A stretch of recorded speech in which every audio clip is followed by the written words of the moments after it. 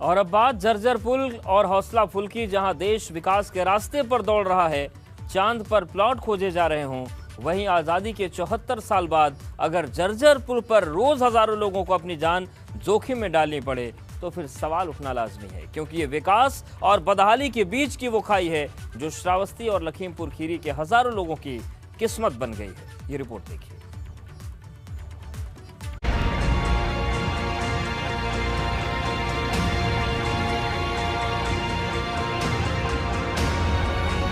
ये आजाद भारत का वो विकास है जिस पर हो सकता है कोई अपनी दावेदारी ना ठोके। हो सकता है कि ये सिर्फ श्रावस्ती या लखीमपुर खीरी की बदनसीबी ना हो, आपके अपने शहर की भी हो, जहां हर रोज जान जोखिम में डालकर आपका अपना कोई निकलता हो तो डर लगता हो कि कहीं कोई हादसा न हो जाए, क्योंकि कहने को तो हमने बहुत तरक्की की है,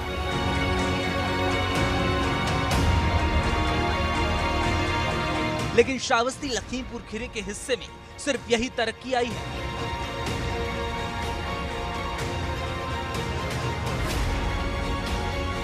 ये विकास और बदहाली के बीच की वो खाई है जिसे अब श्रावस्ती के 20 दर्जन गांव के हजारों लोगों ने अपनी किस्मत मान ली, क्योंकि जब शासन प्रशासन से कोई मदद नहीं मिली तो गांव के लोगों ने खुद ही लकड़ी का पुल बना लिया। ये लकड़ी का पुल बना हुआ है। तो आप लोग इस पे चलते हैं, राप्ती नदी पे बना है ना? हाँ। तो चलते हैं तो डर नहीं लगता है? डर किसी का तो कोई उपाय है भी नहीं। अच्छा, क्यों सरकार ने कोई पुल नहीं बना रखा है क्या? अभी तो कोई नहीं, इसको ख्याल ही नहीं किया अभी ने सरकार अभी तक। किसने बनाया है ये पुल? ये जो आम जनता जो घाट के हैं, गुड़िया ने साथ बिरादर के, उन्हीं लोग इसको ज्वाइन करे हैं बना के। डेली निकलना होता है सर यहाँ। लगभग कितने लोग निकलते होंगे इस पर? लगभग बहुत लोग तो निकलते हैं। तो इस पर निकलते होंगे तो डर तो महसूस होता होगा? डर तो महसूस तो होता ही सर, क्योंकि गिर गए तो हाथ पैर टूट भी सकता है। अब श्रावस्ती के हजारों लोगों के लिए ये सिग्नेचर ब्रिज है और यही वर्ली सीलिंग, क्योंकि जब सिस्टम उदासीन हो जाता है तो लोग भी समझौता कर लेते हैं, क्योंकि गाँव वाले पक्के पुल के लिए प्रशासन को लिख लिख कर थक चुके हैं। प्रशासन कुछ भी जानते हुए भी अनजान बना हुआ है। श्रावस्ती जनपद के ककरदरी पर राप्ती पे ये काठ का पुल बना है लकड़ियों का, जिस पर हजारों लोग डेली निकलते हैं। तस्वीरें आपके सामने आप देख सकते हैं। लोगों के डर के बावजूद भी, क्योंकि रोज़मर्रा की ज़िंदगी आसपास की बाज़ारों से जुड़ी हुई है, करीबन 20 से 25 गांव इस पुल से जुड़े हुए हैं। बराबर हज़ारों लोग इस पर निकलते हैं। गांव वालों ने अपनी मेहनत से, कड़ी मशक्क़त से पैसा इकट्ठा करके इस लकड़ी के पुल का निर्माण कराया है। ऐसा ही कुछ सूरत हाल लखीमपुर खीरी का भी है, जहां गोमती नदी के इस पार से उस पार जाने के लिए जब कोई रास्ता नहीं बचा तो गांव वालों ने खुद एक अस्थायी पुल का निर्माण कर दिया।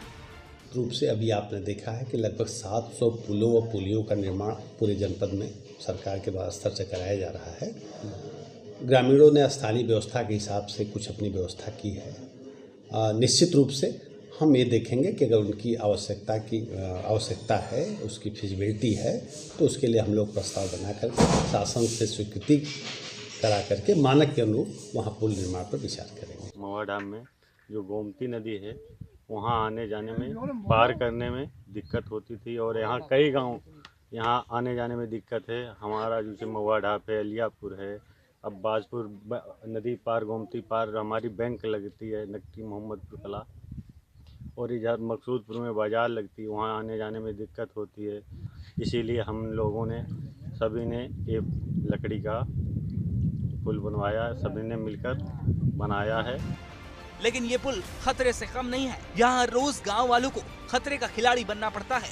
पर मुद्दे की बात ये है कि आजादी के 74 साल बाद अगर ये विकास है तो सवाल उठना लाजमी है, क्योंकि बारिश के दिनों में जब पक्के पक्के पुल बह जाते हैं तो ये लकड़ी के जर्जर पुल कितनी देर टिकेंगे। उससे भी बड़ा सवाल ये है कि अगर कोई हादसा हो जाए तो उसकी जिम्मेदारी कौन लेगा,